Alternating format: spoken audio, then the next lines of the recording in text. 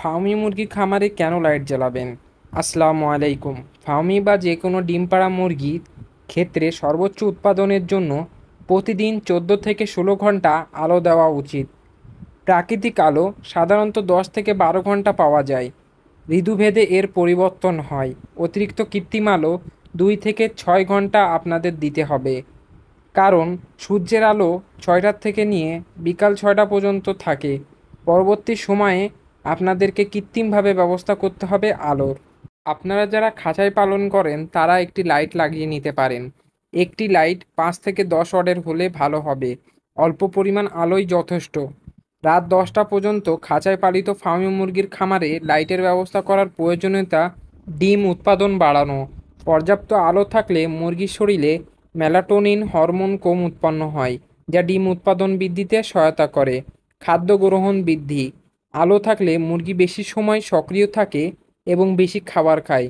ফলে বৃদ্ধি ও উৎপাদন ক্ষমতা বাড়ে। সুস্থতা বজায় রাখা।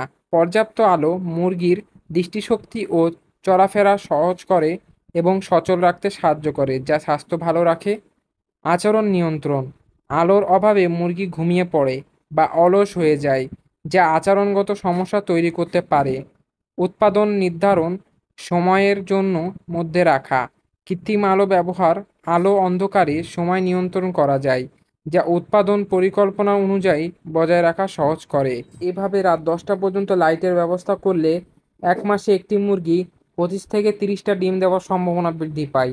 মুরগিকে প্রতিনিয়ত 3 ভাগে খাবার ভাগ করে দিতে হবে। একটি সকালে ফজরের পর দেওয়ার চেষ্টা করবেন, অন্যটি দুপুর 12টার সময় এবং অন্যটি বিকেল 4টার সময় বা 5টার সময়। এভাবে খাবার ভাগ করে দিলে মুরগি খাবে ভালো, ডিম উৎপাদনশীলতা বৃদ্ধি পাবে। তাই মুরগির ডিম উৎপাদনশীলতা বৃদ্ধি এবং মুরগিকে সুস্থ রাখার জন্য আপনারা প্রতিনিয়ত 16 ঘন্টা আলোর ব্যবস্থা করে রাখতে পারেন। কৃত্রিম আলো ব্যবহারের ক্ষেত্রে 5 থেকে 10 ওয়াটের বাল্ব ব্যবহার করবেন, অবশ্যই এনার্জি বাল্ব।